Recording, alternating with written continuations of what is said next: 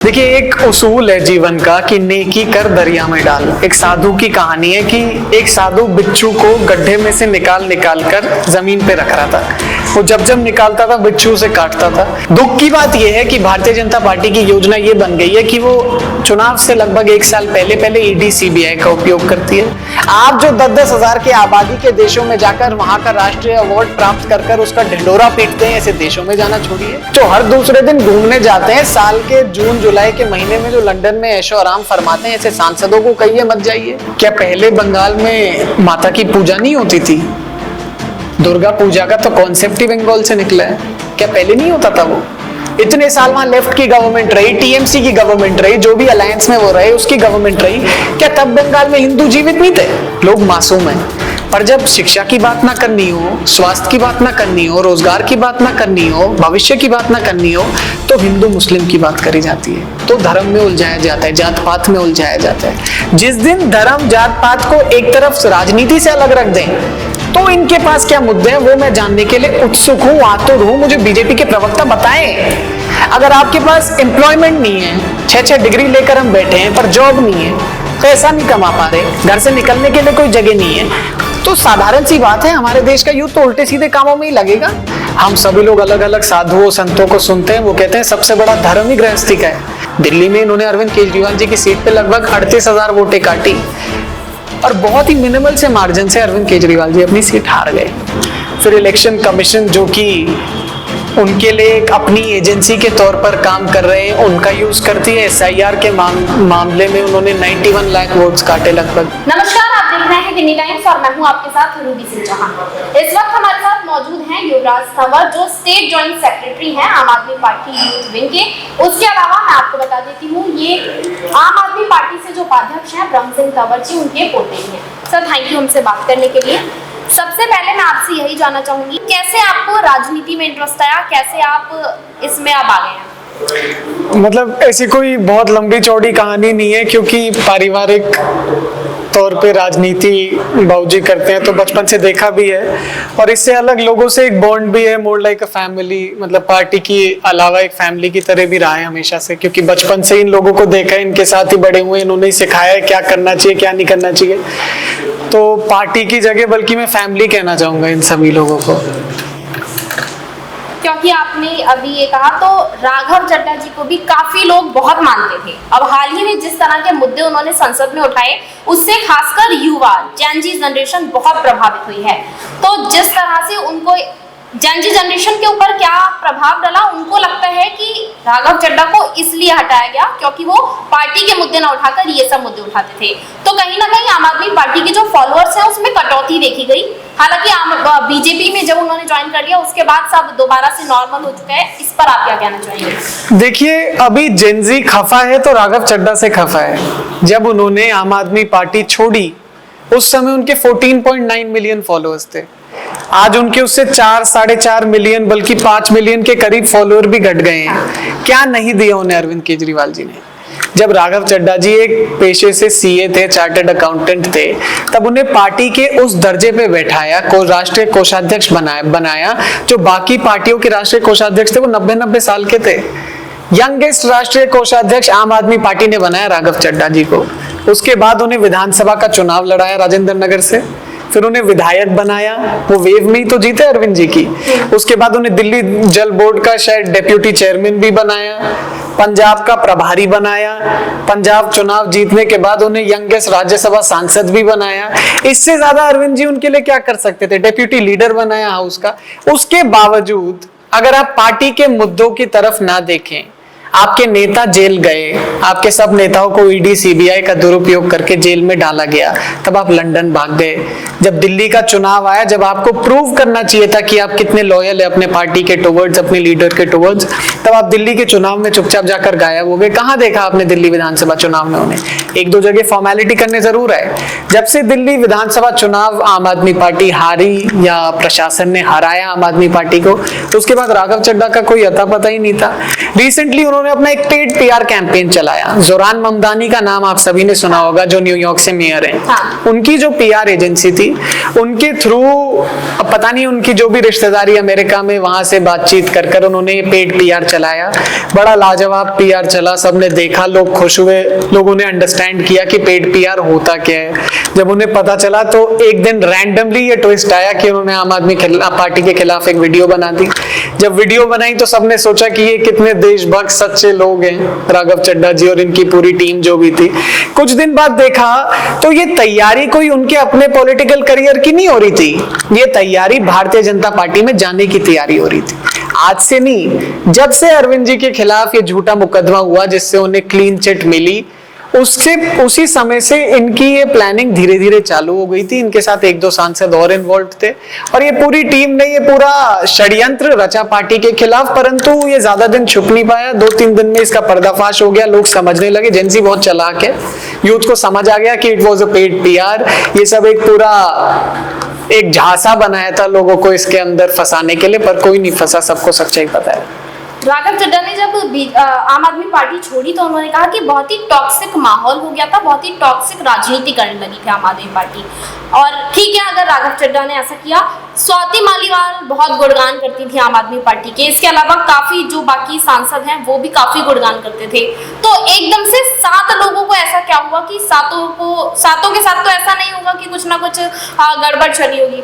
देखिए, गड़बड़ क्या चलती है कि 2 हथियार जो ईडी और सीबीआई हैं, उनके माध्यम से पहले इन लोगों को पोक किया जाता है, फिर इन्हें एक अच्छी तस्वीर दिखाई जाती है कि आपके साथ हम ऐसे कर देंगे, ऐसे कर देंगे। जो जो गए हैं सांसद, अशोक मित्तल जी जो गए हैं, इनके यहाँ रेड डली थी कुछ दिन पहले, तब बीजेपी के प्रवक्ता प्रखर आवाज में बोले कि ये फ्रॉड है, ये सब चोर हैं, इनकी पार्टी ऐसी है, इनके नेता ही ऐसे हैं। 10-15 दिन बाद वही राष्ट्रीय महामंत्री उनकी ज्वाइनिंग करवा रहे थे, तब वो वॉशिंग मशीन में धुल गए। This is all pre planned. ये पूरा एक इन्होंने जंजाल बनाने की कोशिश करी कि पार्टी टूटेगी, पर पार्टी इन नेताओं पे डिपेंडेंट नहीं थी। इनको तो अगर निगम का चुनाव भी लड़ाएं तो भी ये मुश्किल से जीत पाएंगे, वो नेता थे, पर ये पार्टी के टुवर्ड्स लॉयल रहे कुछ साल, तो इसलिए इन लोगों को राज्यसभा भेजा गया। आम आदमी थे, पर इनकी नीयत बदल गई ओवर टाइम, इनकी नीयत बदल गई, इनकी नीतियां बदल गई, इनके रिश्ते बदल गए।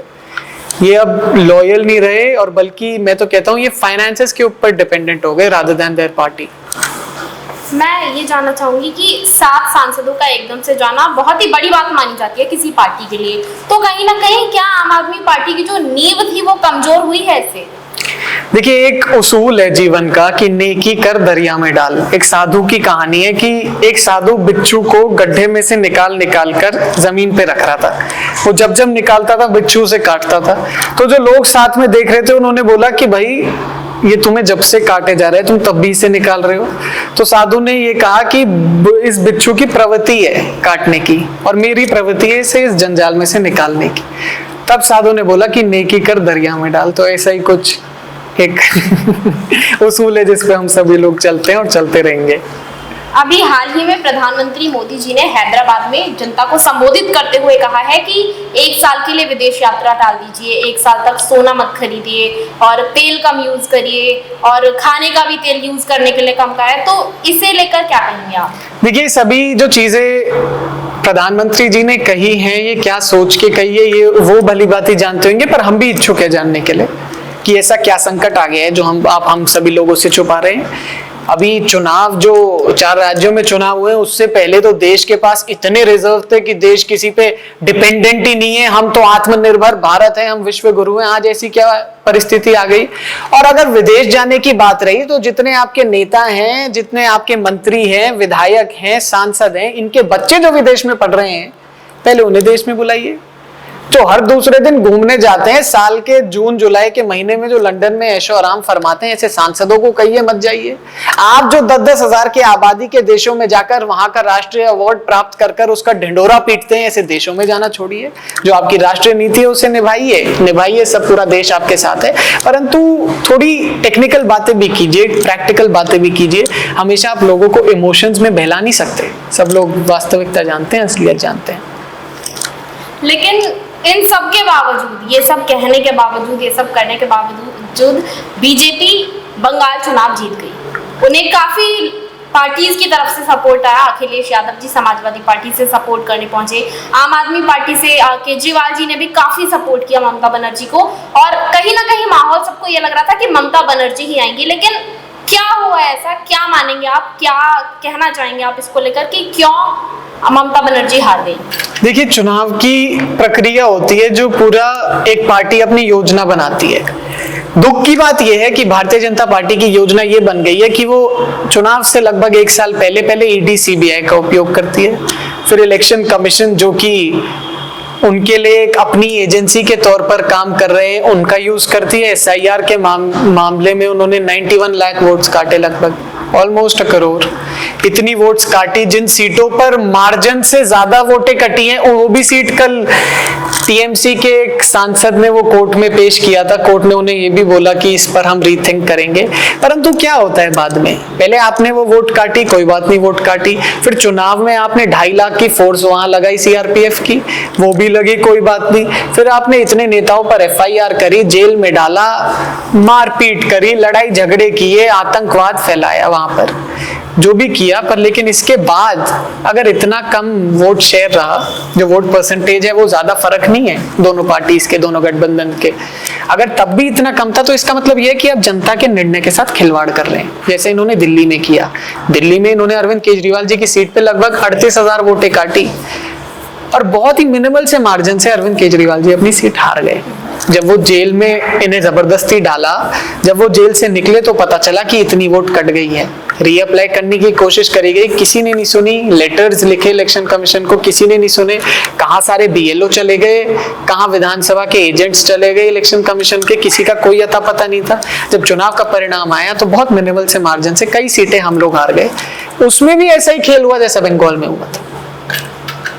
इस वक्त जो जनरेशन है, यंग जनरेशन, वो 2 तरफ बट गई है। कुछ लोग तो समझते हैं कि हाँ एम्प्लॉयमेंट जरूरी है और बाकी चीजें, काम वगैरह जरूरी है, लेकिन कुछ लोगों का मानना है कि ठीक है ये सब जरूरी है लेकिन मंदिर भी जरूरी है, हमारा धर्म भी जरूरी है, जिसका फायदा बीजेपी उठाती है।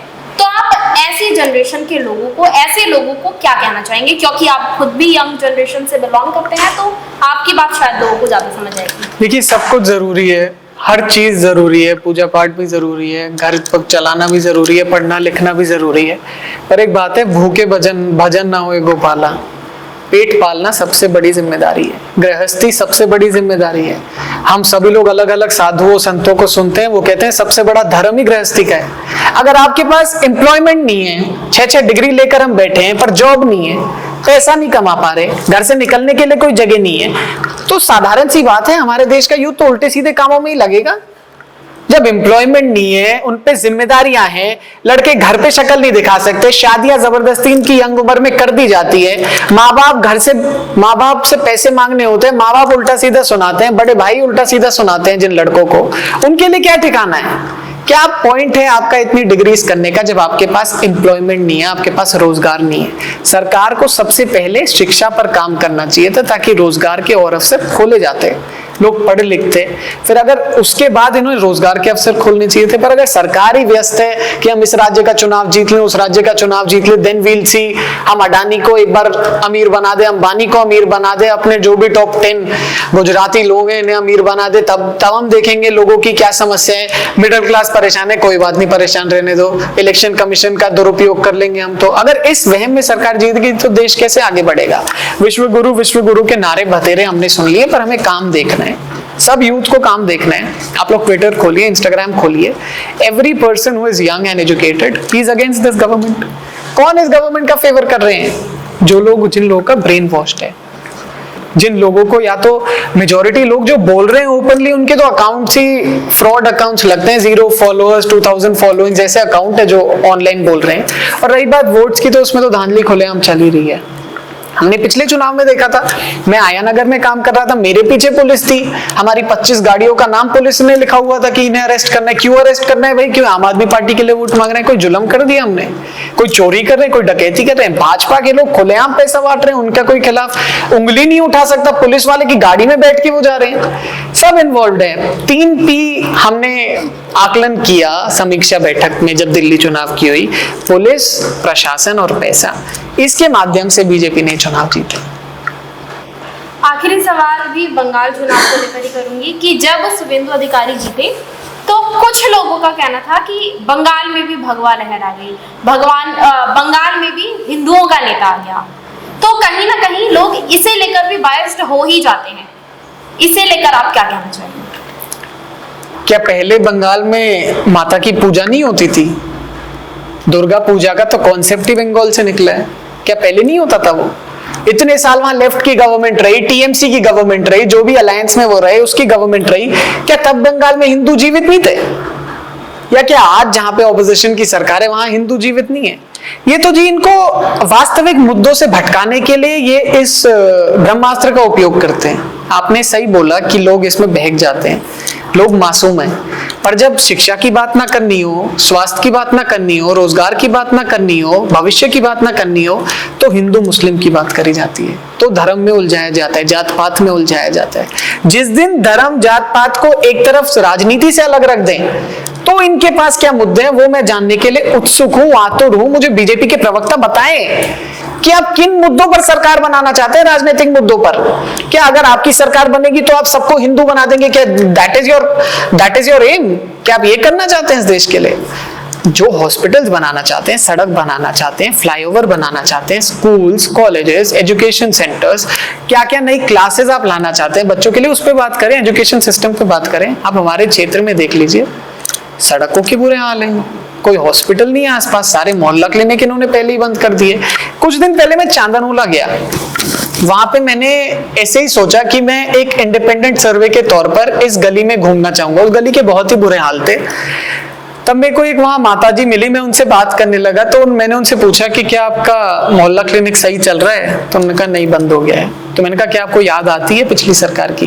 कहती मेरे 2 ऑपरेशन हुए जब अरविंद केजरीवाल मुख्यमंत्री थे, मेरे 2 ऑपरेशन हुए, मोहल्ला क्लिनिक से रेकमेंड हुए, फिर दिल्ली के सरकारी हॉस्पिटल में मेरे ऑपरेशन हुए। लगभग 9 या 10 महीने तक मेरे को उनकी तरफ से कॉल आए कि आपकी तबीयत कैसी है, हर महीने एक बार दवाइयां फ्री में मिली, पूरा इलाज फ्री हुआ। जब तक वो पूरी तरह स्वस्थ नहीं हो गई, उन्हें पेंशन वेंशन सब कुछ टिप टॉप मिलता रहा। उसके बाद जो और सुविधाएं सरकार दे रही थी उन्होंने उसका लुफ्त उठाया। अब सब कुछ बंद हो गया है। किस फील्ड में काम कर रहे हैं, यही मैं जानने को इच्छुक हूँ भाजपा की। आखिर में मैं चाहूंगी कि आप युवाओं को कुछ संदेश दीजिए जिससे शायद उन्हें कुछ क्लियरिटी मिले। मैं तो यही कहना चाहूंगा कि हमें अपना एम क्लियर रखना होगा। हम क्या चाहते हैं किसी सरकार से, हमें ये सोचकर चलना होगा। हमें अगर हेल्थ केयर अच्छा करना है, एजुकेशन अच्छा करना है, इंफ्रास्ट्रक्चर अच्छा करना है, आगे के लिए रोजगार के नए अवसर खोलने हैं और दिल्ली को एक अच्छा राज्य बनाना है, तो हमें किसी ऐसी पार्टी को चुनना चाहिए जिसके यही प्रोमिसेस हो, यही मोटिव हो, यही एम हो, जिसने इस पे काम किया हो। पर अगर हम इसी राजनीति में उलझकर अपने देश को फिर से पिछाड़ना चाहते हैं तो फिर जो अभी सरकार है वो तो इसमें माहिर है। जो भी हमारा जीडीपी रेट है, इकोनॉमिक ग्रोथ है, उसकी हालात तो आप सभी देख रहे हैं, कितने लोगों के पास रोजगार है ये भी आपको पता है। तो इसलिए यू हैव 2 क्लियर पाथ्स। आपको जो भी पाथ चूज करना है आप उसको वाइजली चूज करें, सोच समझ के चूज करें और उस पार्टी के लिए अभी से काम करें। बल्कि मैं तो रिक्वेस्ट करता हूं आप हमारे साथ अभी से काम करें ताकि हम एक्चुअल में जो हेल्थ केयर है, एजुकेशन है, सड़कें हैं, इंफ्रास्ट्रक्चर है, रोजगार है, महिलाओं की स्वतंत्रता है, ताकि कोई महिला अपने घर की गृहिणी स्वतंत्र हो सके, वो घर के दबाव में ना रहे। ऐसी योजनाएं जो गवर्नमेंट ला सकती है हमें उन्हें आगे बढ़ाना चाहिए। देश विदेश की तमाम बड़ी खबरों के लिए देखते रहें किनी टाइम्स। वीडियो को लाइक करें, चैनल को सब्सक्राइब करना ना भूलें।